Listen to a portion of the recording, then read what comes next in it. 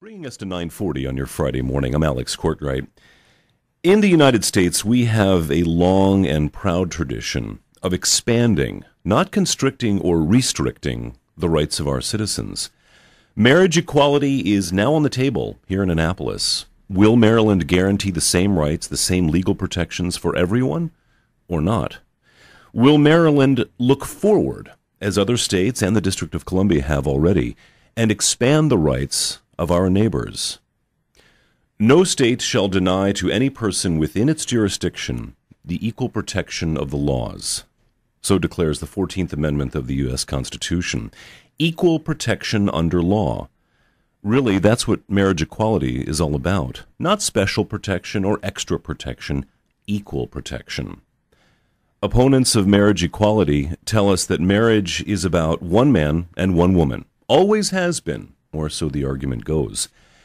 That may be, at least after antiquity, and certainly to the exclusion of certain Native American traditions, among other historical examples.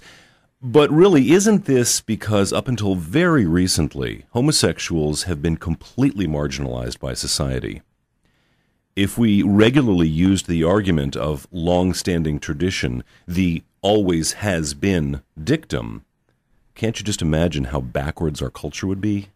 It's always been that way.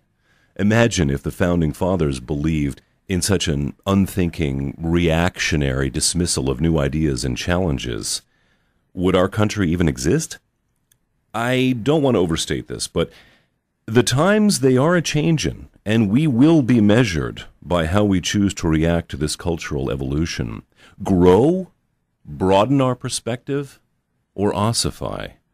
Express compassion and understanding in our law, or deny our neighbors equal protection? State and federal marriage laws provide a real safety net of over 1,200 legal and economic protections for married couples and their children. This includes the right to visit your spouse in the hospital, to transfer property, which can mean being able to remain in the family home when your spouse has died. These are real issues that affect real people right here in our community. Governor Martin O'Malley calls this a civil rights issue. I think he's right. Will marriage equality affect religious institutions? Of course not. They have constitutional right to conduct themselves as they see fit. Senate Bill 241 and House Bill 438 would amend state law to allow for marriage licenses to be issued to same-sex couples. Additionally, these measures will preserve the religious freedom and liberty of churches and places of worship. That last point is pretty important. John Witt, who is a law professor at Emory University, also a world-renowned expert in legal history, religious liberty, and human rights, has written a book called From Sacrament to Contract, Marriage, Religion, and Law in the Western Tradition. I thought I would share a bit of the preface with you. Witt writes, "The Western tradition of marriage has always found the resources to heal and reinvent itself, to strike new balances between orthodoxy and innovation, order and liberty, with regard to our enduring and evolving sexual, marital, and familial norms and habits.